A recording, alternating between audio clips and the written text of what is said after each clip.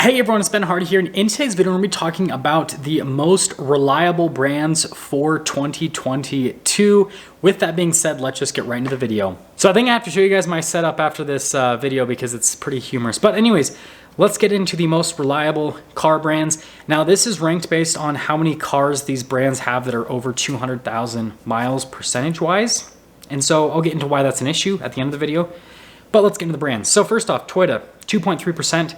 Honda, 1.9%, GMC, 1.8%, Chevrolet, 1.6%, Ford, 1.5%, and then the average for all vehicles is 1.2%. Manufacturers that are under this threshold, Lincoln at 1%, Subaru at 0.8%, Acura at 0.7%, Dodge at 0.7%, Nissan at 0.7%, Lexus 0.6%, Volvo 0.5%, Jeep 0.5%, Hyundai 0.4%, and then Kia, Mazda, Buick, Mercedes, BMW, all 0.3%. And so what does this really mean? That Toyota is king, as always. Toyota is the best manufacturer to buy from. But let's get into the inherent flaws of this particular list. But I think that you can still take a few things out of this. So first off, this is going just based off of mileage, right? This is just saying, hey, these manufacturers have the most vehicles over 200,000 miles. And that says something, but that's not the whole picture. You got to look at a few other items before you decide if a vehicle is reliable or not. A really good example, and then also, just if it's cost effective. I guess we'll get into all of that. A really good example is, and I'm not trying to call it Ford too much because obviously I own a Ford and I will continue to buy Ford. So I guess that's why I'm comfortable talking about this is, Ford is above average with vehicles over 200,000 miles, but they sell a lot of fleet vehicles. And the thing about fleet vehicles is they always get a ton of mileage put on them, whether or not they're necessarily the most reliable vehicle. And that's because these companies buy these vehicles, they write off the entire vehicle because it's a business expense. And they don't expect to make any money off of selling that vehicle in the future. They want to run that thing into the ground, right? I sold a lot of vehicles to businesses when I worked at the car dealership. And since they want to run these vehicles into the ground, they're going to get every single ounce of mileage out of them. And so if things break, they just fix it and keep the vehicle going, because getting a new vehicle is very expensive. And if their vehicle is not running, then that's costing them money. And so a lot of times it's cheaper just to quickly get the vehicle fixed and get it back on the road rather than going and purchasing a whole new vehicle. And so that's part of the reason why I think some of these brands like GMC, Chevrolet, Ford have so many vehicles over 200,000 miles, why they're above average, is because they do a lot of these fleet vehicle sales where they're going to get more vehicles with higher mileage just because of that aspect. And then some other vehicles that are under average, I think there's a number of reasons. Any of the luxury manufacturers, that's hard because luxury cars are so expensive, and from some of these manufacturers, it might not necessarily be a person's main form of transportation. And so between that, right, the averaged out mileage with those brands is just going to be lower because people just aren't driving them as much. Lexus is a great example. Lexuses are literally the same exact vehicles as Toyotas, so they're just as reliable. But Lexus is ranked well below average in terms of vehicles that are over 200,000 miles, which means, oh, it's well below average for reliability. And it's like, no, it's the same vehicle. It's just that people that are buying Lexuses aren't necessarily buying that and going, yep, I'm going to drive this to 1,000,000 miles. Lexus buyers typically will be like, I really like the reliability and durability of this car and that's attractive, but I'm probably going to trade it in 3 years for a new one. Whereas people that buy Toyotas, they're like, I am going to run this thing into the ground, right? So two different, demographics, right? And so again, there's some inherent flaws with this list because of that.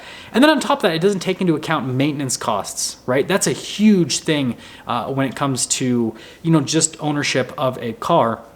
And a really good example is Porsche. So Porsche actually makes Porsche, right, for snobs, makes some of the most reliable cars on the planet. I've read through several lists in the past where it gets ranked #1 above Toyota and Lexus. And I have reviewed several of them, and I've reviewed high mileage ones. And just like the build quality on those cars is fantastic. And you can just get so many miles out of them. But the reason why they're not in this list is, again, it's a luxury car, and so people aren't putting as many miles on them, right? It's usually not their main car. But on top of that, maintenance costs with Porsches, right, are extremely expensive, right? Oil changes are way more expensive than a regular car. And then you have to do routine maintenance on some of the models, right? Every like 20,000 miles, some of them are every 40,000 miles. It just depends on the exact car you get from them. That's like several $1,000s. And so just the routine maintenance is very expensive. And then if something does break, which is very unlikely with that brand, then again, replacement parts for those cars are insanely expensive, especially if like your engine blows or something. It's just crazy how much everything on those cars costs, but that's why they're so durable and reliable. And so that's kind of another thing to take into account is just because a brand is ranked really high, you also have to look at some other things. And I know this might be self-explanatory to some of you, but there's a lot of newer buyers on the market that just don't have this information yet. And so you want to look at, yeah, this is a great list to like start off and be like, okay, these are vehicles that can, potentially handle 200,000 miles. I don't know if they can handle 200,000 miles, reliably in terms of like, am I gonna have to fix things all the time? Or is it like 200,000 miles and I'm just doing oil changes, right? So you need to look into that. And then also, what are the things that are gonna break on a car, right? You need to look into that. And then if those things break, how much are those going to cost? And you can just basically jostle it all together and you can kind of figure out, oh, this is the best route for me to go. Because you guys know with like my current garage setup, with, the stuff that you guys have seen via comments and all that kind of stuff, I don't technically have like quote unquote the most reliable vehicles, but I've taken everything into account from resale value to regular maintenance costs to, the maintenance costs of things that could go wrong with all of the vehicles. And that's why I've picked the vehicles that I've picked.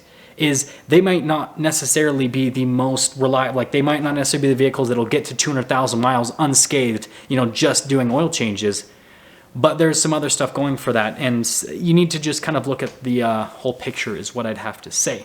But I want you guys to let me know what you think about this list and what manufacturer you think is the best to purchase from, in terms of long-term ownership and reliability. With that being said, I'll see all of you in that next video. Okay, so here's my setup. I'm sitting on this stool and the camera was right up here because I'm obviously not at my house right now, but I have a little editing, well, you guys can see, a little editing station down there. But you gotta make do with what you have to make YouTube videos.